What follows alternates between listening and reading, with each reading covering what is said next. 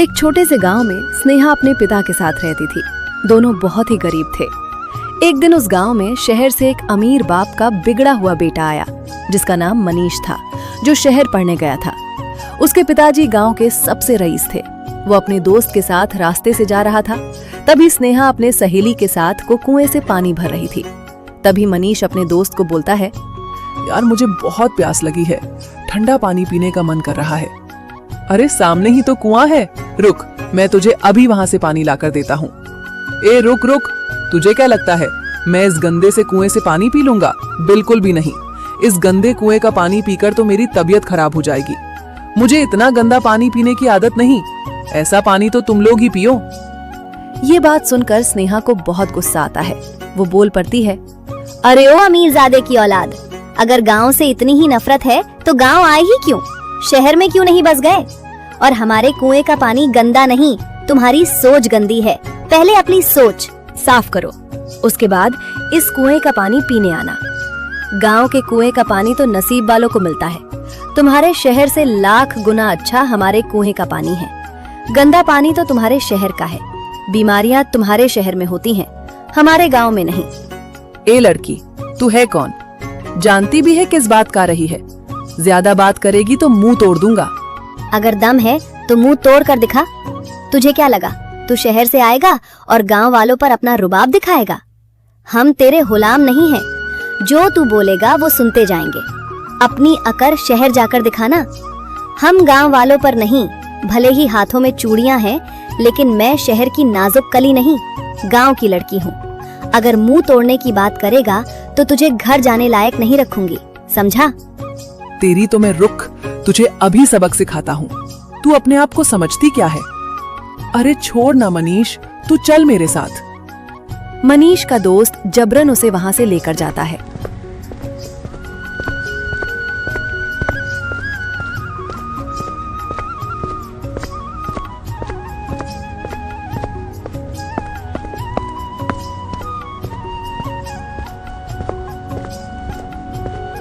तभी मनीष उससे पूछता है, तू मुझे वहां से क्यों लेकर आया? अगर तू मुझे नहीं लेकर आता तो आज मैं उस लड़की को जिंदा नहीं छोड़ता। तुमने देखा नहीं वो 2 टके की गवार लड़की कैसे जुबान चला रही थी? उसकी तो मेरे सामने खड़े रहने की भी औकात नहीं है, और वो मुझसे ऐसी बातें कर रही थी। छोड़ ना मनीष, वो लड़की हमारे गांव की सबसे दबंग लड़की है। गांव के तो सारे लड़के उससे डरते हैं, कोई उसके मुंह नहीं लगता। और तू इन छोटे लोगों के मुंह क्यों लग रहा है? उसकी कोई हैसियत नहीं है। जो तू उसके मुंह लगे, एक गरीब कुम्हार की बेटी है। मनीष को स्नेहा पर बहुत गुस्सा आता है। वो गुस्से से घर चला जाता है।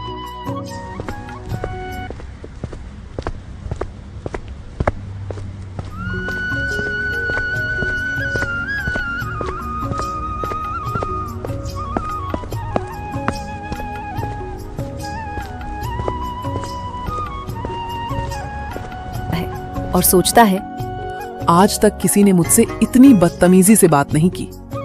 उस लड़की ने मेरा बहुत बड़ा मजाक उड़ाया है, मेरा अपमान किया है। इसका बदला मैं जरूर लूंगा। इस लड़की को तो मैं सबक सिखा कर रहूंगा। यही सोचकर मनीष अपने पिता के पास जाकर बोलता है, पिताजी, मुझे रजनीश की लड़की स्नेहा से शादी करनी है। ये तुम क्या कह रहे हो? रजनीश की लड़की स्नेहा? तुम किस रजनीश की बात कर रहे हो? वो रजनीश इसी गांव में रहता है, एक कुम्हार है। मैं उसकी बेटी की बात कर रहा हूँ। तुम्हारा दिमाग तो खराब नहीं हो गया? कैसी बातें करते हो मनीष? तुम हमारे बेटे हो। उस रजनीश की कोई औकात नहीं है कि वो हमारा समधी बने, और उसकी बेटी बिल्कुल भी नहीं। मैं उसकी बेटी को अपने घर की बहू बिल्कुल भी नहीं बनाऊंगा। ये मुझे किसी भी हालत में मंजूर नहीं। और तुम्हें हो क्या गया है मनीष? तुम अपने आप को देखो और उस रजनीश की बेटी को देखो। उनकी तो हमारे सामने कोई हैसियत ही नहीं है। जानता हूं पिताजी, अच्छी तरह से जानता हूं। इसीलिए तो कह रहा हूं, आज इस रजनीश की बेटी ने मुझसे बहुत गंदी तरीके से बात की है। उसने मेरा मजाक उड़ाया, उसने मेरा बहुत बड़ा अपमान किया है, और मैं उस अपमान का बदला जरूर लूंगा। मैं उसे ऐसे जाने नहीं दूंगा। पिताजी, मैं उस लड़की को सबक सिखाना चाहता हूँ। ये तुम क्या कह रहे हो? ये सब कब हुआ? और उस रजनीश की लड़की ने तुम्हें क्या कहा? हम अभी उस रजनीश को यहाँ बुलाते हैं और उसकी खबर लेते हैं। उसकी इतनी हिम्मत नहीं पिताजी, आप उसे कुछ नहीं कहें। उसने ये सब कुछ मेरे साथ किया है, बदला भी मैं ही लूंगा। आपको बीच में आने की कोई जरूरत नहीं। लेकिन बेटा, ये कैसा बदला हुआ? तुम उसकी लड़की से शादी करना चाहते हो? ये तुम बदला ले रहे हो या अपनी जिंदगी बर्बाद कर रहे हो? पिताजी, मैं उससे शादी तो करूंगा, लेकिन ये शादी नहीं निभाऊंगा। मैं उसे शादी के तुरंत बाद ही छोड़ दूंगा। फिर उसकी जिंदगी जीते जी नरक बन जाएगी। वो जिंदगी भर ये बात कभी नहीं भूल पाएगी कि उसने किसी से पंगा लिया था और उससे कोई शादी भी नहीं करेगा। जिंदगी भर ऐसे ही घुट घुट कर मरेगी। उसने मेरा 4 लोगों के सामने अपमान किया था। मैं उसका पूरे गांव में अपमान करूंगा। वो किसी को मुंह दिखाने लायक नहीं रहेगी। शादी करके छोड़ दोगे? इसका क्या मतलब है बेटा? गांव के लोग क्या कहेंगे? अगर ऐसा करोगे तो सारे लोग तो तुम्हें ही बोलेंगे, और तो और मेरी बदनामी होगी सो अलग। नहीं पिताजी, ऐसा कुछ नहीं होगा। बस आप उतना ही कीजिए जितना मैं कह रहा हूं। मनीष अपने पिताजी को सारी योजना बताता है। उसके पिताजी भी उसकी बातों में आ जाते हैं।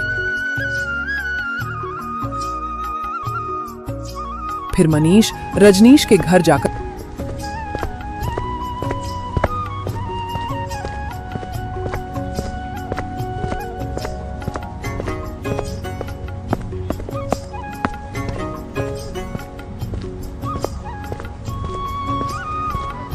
मनीष के घर जाकर बोलता है, नमस्ते बाबूजी, मैं नीरज सिंह का बेटा मनीष हूँ।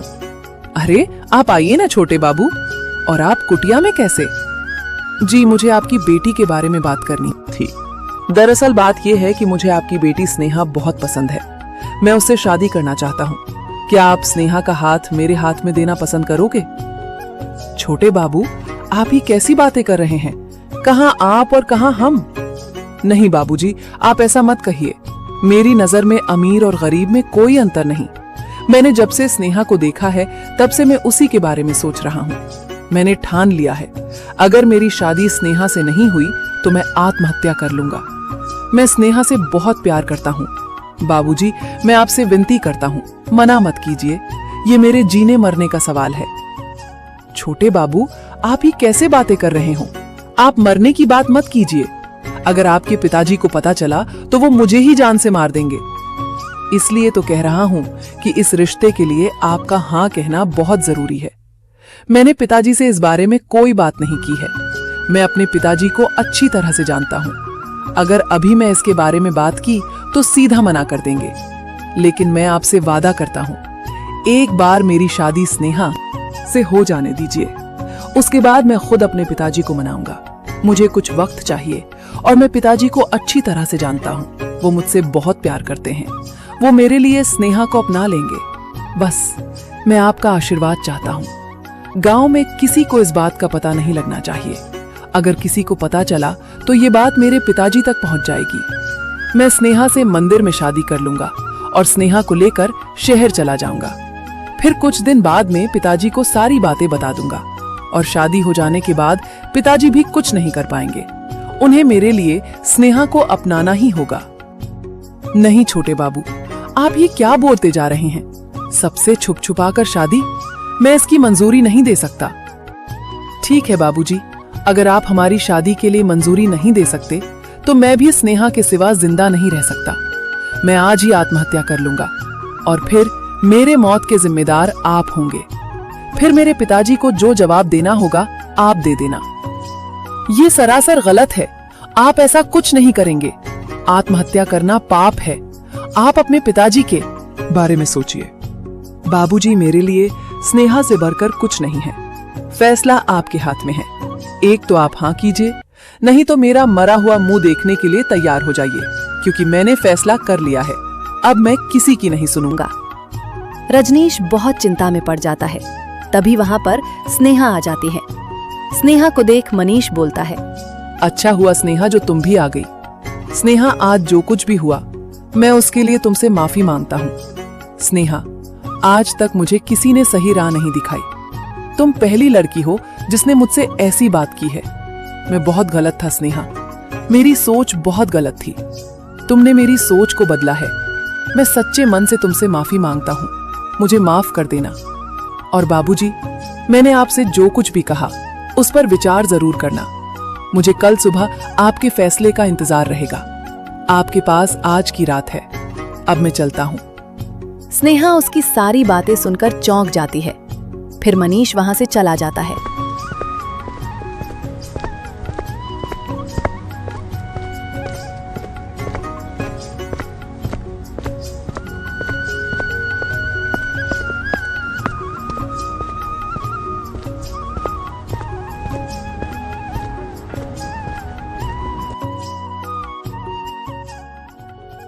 स्नेहा अपने पिताजी से पूछती है तो उसके पिताजी उसे सारी बात बताते हैं। स्नेहा भी सोच में पड़ जाती है। क्या सोच रही हो बेटी? मुझे लगता है सचमुच छोटे बाबू तुमसे बहुत प्यार करते हैं और तुम्हें अपनाना चाहते हैं। बेटी, अगर ऐसा ना हुआ तो भगवान न करे कुछ अनर्थ हो जाए। मुझे लगता है तुम्हें भी इस रिश्ते के लिए हाँ कर देनी चाहिए। ऐसा रिश्ता तो बहुत किस्मत से मिलता है और तुम्हें इतना प्यार करने वाला पति मिल रहा है। इससे अच्छी और बड़ी बात मेरे लिए और कुछ नहीं है। बस कुछ दिनों की बात है, फिर छोटे बाबू अपने पिताजी से कहकर सब ठीक कर देंगे। उन्होंने मुझसे वादा किया है। स्नेहा अपने पिताजी की बात मान जाती है और फिर दूसरे ही दिन मंदिर में दोनों की शादी हो जाती है और मनीष स्नेहा को लेकर शहर आ जाता है। स्नेहा, तुम सोच भी नहीं सकती आज मैं कितना खुश हूँ। आज तो मेरी मन मुराद पूरी हो गई। मैं इसी दिन के इंतजार में था। स्नेहा, मुझसे शादी करने के लिए तुम्हारा बहुत बहुत धन्यवाद। तुम देखना स्नेहा, आज से तुम्हारी जिंदगी कैसे बदलती है। तुमने आज से पहले ऐसी जिंदगी कभी नहीं जी होगी। तुम्हारी जिंदगी की आज से नई शुरुआत है। स्नेहा मनीष बातों के जाल में जाती है और फिर उस रात दोनों जाते हैं और अगली सुबह जब स्नेहा उठती है तो मनीष वहाँ नहीं होता। स्नेहा से पूरे घर में देखती है। इतनी सुबह सुबह कहाँ चले गए? कहीं दिखाई नहीं दे रहे। थोड़ी देर इंतजार कर लेती हूँ। शायद बाहर गए होंगे, शायद दूध लाने गए होंगे। स्नेहा बहुत देर तक इंतजार करते हैं लेकिन मनीष नहीं आता। एक अनजान आदमी आकर कहता है,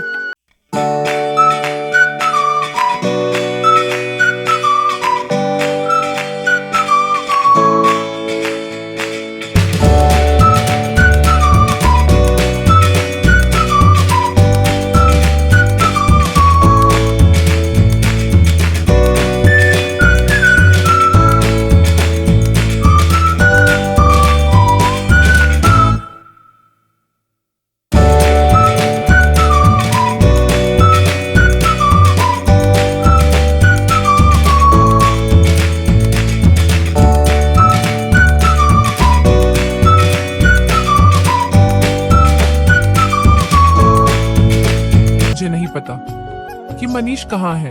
मैं बस इतना जानता हूँ कि मनीष ने मुझसे 2 महीने के लिए यह मकान किराए पर लिया था और उसी ने मुझे कहा कि कल सुबह होते ही मुझे यह घर खाली मिल जाएगा और तुम यह नौटंकी किसी और के सामने करना। तुम जैसी औरतों को अच्छी तरह से जानता हूँ। भोली भाली बनने का दिखावा मत करो। और मैं मनीष को भी अच्छी तरह से जानता हूँ। उसकी कोई शादी नहीं हुई है, तो झूठ तो तुम बोलना ही मत। तुम्हें क्या लगा यह नौटंकी करके तुझे मेरे घर में रहने का मौका मिल जाएगा? मैं तुम पर तरस खा लूंगा? बिल्कुल भी नहीं। चल निकल यहाँ से। वह मकान मालिक स्नेहा की एक नहीं सुनता और उसे घर से जाने के लिए कहता है। स्नेहा को समझ नहीं आता कि वह क्या करे। पूरी तरह से टूट जाती है और शहर से निकल जाती है।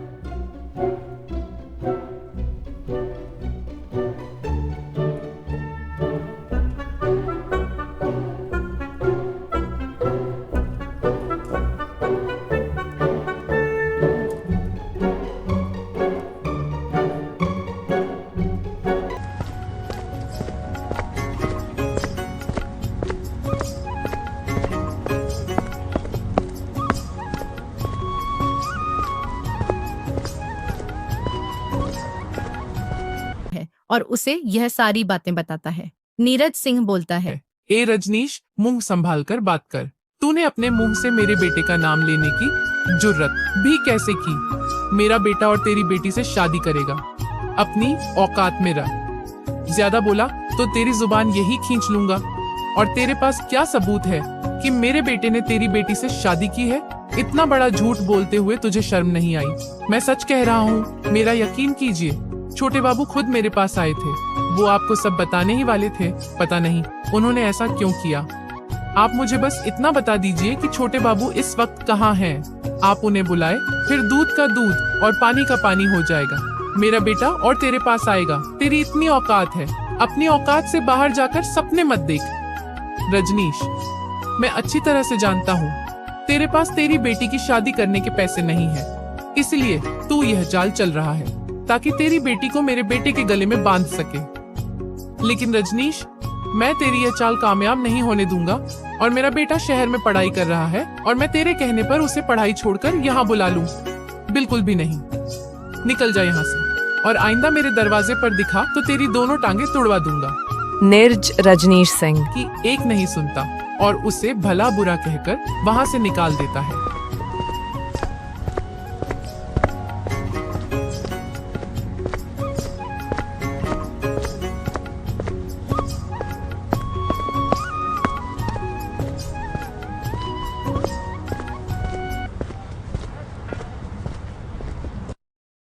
रजनीश बहुत चिंता में पड़ जाता है और इसी चिंता के कारण उसे दिल का दौरा आ जाता है और इजनीश की मृत्यु हो जाती है। स्नेहा यह सदमा बर्दाश्त नहीं कर पाती। वह पूरी तरह से टूट जाती है। कुछ दिन ऐसे ही बीत जाते हैं। एक दिन स्नेह को गांव की एक दाई माँ से पता चलता है कि वह माँ बनने वाली है। बेटी, तू यहाँ से चली जा। तेरा यहाँ रहना ठीक नहीं। यहाँ लोग तुझे जीने नहीं देंगे। कोई तेरी बातों पर यकीन नहीं करेगा। अच्छी तरह से जानती हूँ बेटी, वह नीरज सिंह का बेटा एक नंबर का आवारा है। लेकिन बेटा, वह पैसे वाले लोग हैं, बड़े लोग हैं। उनके सामने तू नहीं टिक पाएगी। वो इस औलाद को कभी नहीं अपनाएंगे। और हमारे गांव में किसी को पता चला कि तू मानने वाली है तो लोग ना जाने तुझे क्या क्या कहेंगे। बिन ब्याह की माँ बुलाएंगे। और तू अच्छे से जानती है बेटा, ऐसी औरत को लोग किस नजर से देखते हैं और क्या क्या गालियाँ देते हैं। तू यहाँ नहीं जी पाएगी। तू यह गांव छोड़कर कहीं और चली जा। स्नेह दाई माँ की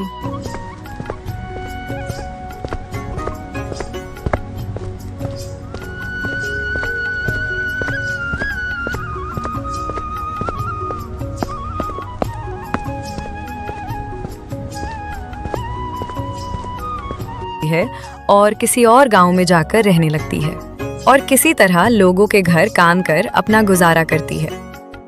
सालों बीत जाते हैं। स्नेहा का लड़का रोहन अब बड़ा हो चुका है। रोहन स्वभाव का बहुत निडर होता है और बेहद अक्लमंद भी होता है।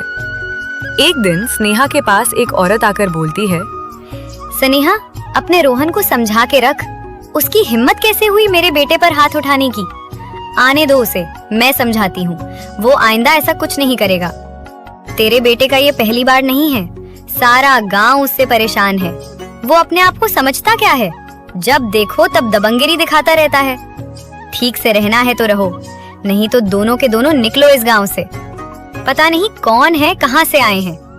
इतने सालों से हमारे गांव में रहने दे रहे हैं, यही एहसान मानो। और पता नहीं ये रोहन किसकी औलाद है, किसका बेटा पाल रही है। न बाप का पता है, न परिवार का। देख स्नेहा, आखिरी चेतावनी दे रही हूँ। आइंदा मेरे बेटे पर हाथ उठाने की कोशिश की तो मुझसे बुरा कोई नहीं होगा। वो औरत गुस्से से वहाँ से चली जाती है। थोड़ी देर बाद रेहन घर आता है तो स्नेहा उस पर गुस्सा करती है तो रोहन बोलता है, माँ, उसका बेटा मुझे गंदी गंदी गालियां दे रहा था। वो आपके बारे में बहुत बुरा भला कह रहा था। तुझे पता है ना, मैं तेरे बारे में कुछ नहीं बर्दाश्त कर सकता। माँ, आखिर तू मुझे बताती क्यों नहीं कि मेरे पिताजी का नाम क्या है? मेरे पिताजी कौन हैं? तुझे पता है? इसी वजह से लोग मुझे न जाने क्या क्या कहकर बुलाते हैं। मेरे पास लोगों के सवालों का कोई जवाब नहीं होता। सारे लड़के मुझे बिन बाप की औलाद कहकर पुकारते हैं। मुझे कहते हैं कि मेरा बाप कौन है। ये मुझे ही नहीं पता। और तुझे पता है माँ, मैं तुझे बता भी नहीं सकता। मुझे ऐसे ऐसे गालियां देते हैं। अब तू ही बता, बर्दाश्त करने की भी हद होती है? मैं मारूं नहीं तो और क्या करूं? और इस बात की जिम्मेदार कहीं ना कहीं तू है। मैंने तुझसे कितनी बार पूछा, तू हर बार मेरी बात टाल देती है। आज तो तुझे बताना ही होगा माँ। मुझे बता, मेरे पिताजी कौन है? वरना मैं ऐसे ही लोगों को पीटता रहूंगा। मैं किसी की नहीं सुनूंगा। ठीक है बेटा, आज मैं तुझे बताती हूँ कि तेरे पिता कौन है और तू किसकी औलाद है। शायद अब समय आ ही गया है। स्नेहा रोहन सारी बातें बताती है। रोहन को ये बातें सुनकर बहुत बड़ा धक्का लगता है। माँ, तेरे साथ इतना बड़ा धोखा हुआ? तूने इतने सालों तक मुझसे ये बात छुपाई और अकेले ही सब बर्दाश्त करती रही। मैं तुझे वादा करता हूँ माँ, मैं इसका बदला जरूर लूंगा। अब तू अकेली नहीं है माँ, तेरा रोहन तेरे साथ है, जो हजारों पर भी अकेला ही भारी है। मैं उसे ऐसा सबक सिखाऊंगा कि वो मरते दम तक नहीं भूलेगा। बेटा, मुझसे एक वादा और कर। जब तू उस आदमी के सामने जाएगा तब उसे 10 जूते मेरी ओर से जरूर मारना और उसका मुंह काला करना। उस दिन मेरा बदला पूरा होगा। मैं तुझसे वादा करता हूँ माँ, मैं उस आदमी को 10 जूते तुम्हारे और 10 जूते मेरे नाम के मारूंगा और उसका मुंह काला भी करूंगा। दूसरे के दिन रोहन मानिश का पता लगा लेता है। मानिश के पिताजी अब इस दुनिया में नहीं रहे। उनका सारा कारोबार और व्यापार मानिश ही देखता है। मानिश उस गांव में अब सबसे अमीर व्यक्ति होता है। रोहन उस गांव में एक बूढ़ी अम्मा के पास जाकर कहता है,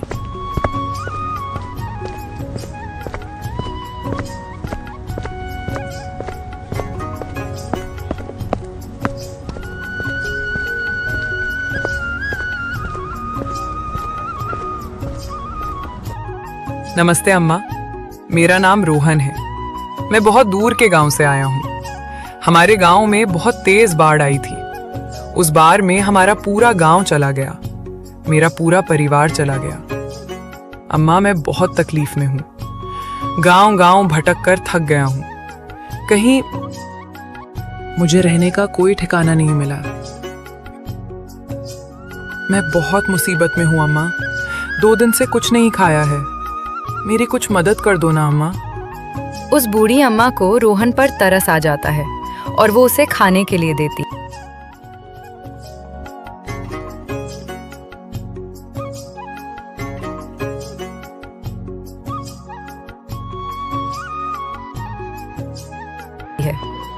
तुम परेशान मत हो बेटा, तुम यहाँ रह सकते हो। वैसे भी मेरा भी इस दुनिया में कोई नहीं है। तुम यहाँ रहोगे तो मुझे भी सहारा हो जाएगा और बेटा यहाँ तुझे काम भी मिल जाएगा। तो कल ही इस गांव के जमींदार के पास जाकर उनसे काम मांगना। उनके पास काम की कोई कमी नहीं है। बहुत से लोग काम करते हैं और वो बहुत रईस है बेटा। उनके पास पैसों की कोई कमी नहीं। बहुत से जमीन जायदाद है और उनका जो मालिक है वो भी इकलौता है। उसका नाम मानिश है। भी इस दुनिया में कोई नहीं है। पता नहीं क्यों, लेकिन उसकी शादी ही नहीं हो पाई। उसके पिताजी ने उसकी शादी करने की बहुत कोशिश की, लेकिन हर बार कोई ना कोई गड़बड़ी हो जाती, कुछ ना कुछ अनर्थ हो जाता और उसकी शादी टल जाती। और पिछली बार जब मनीष ने शादी करने की कोशिश की तब उसके पिताजी की एक हादसे में मौत हो गई। तब से मानिश ने भी शादी नहीं की। ये सारी बातें रोहन बहुत गौर से सुन रहा होता है। मानिश का नाम सुनते हैं उसके तन बदन में आग लगाए जाती है। वो मन ही मन सोचता है, ये तो कुछ भी नहीं अम्मा। उसके बुरे दिनों की शुरुआत तो आज से होने वाली है। कहीं ना कहीं भगवान भी हमारे साथ है। यही वजह है कि उसकी शादी नहीं हो पाई। उसे भी ऊपर वाले ने जिंदगी भर शादीशुदा होकर भी अकेला ही तड़पने को छोड़ा। लेकिन उसके लिए ये सजा काफी नहीं। उसे तो सजा मैं दूंगा। दूसरे रोहन मनीष के आदमी के पास काम मांगने जाता है।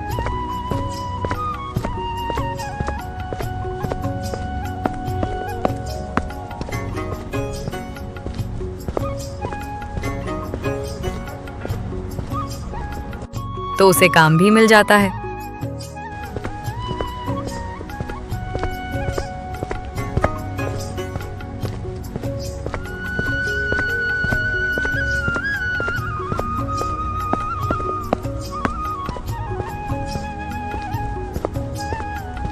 और दूसरे दिन सुबह मनीष के घर के बाहर लोग बातें कर रहे होते हैं। ये दिन मनीष अपने एक नौकर से पूछता है, ये हमारे घर के बाहर गांव वालों की इतनी भीड़ क्यों है? क्या हुआ है?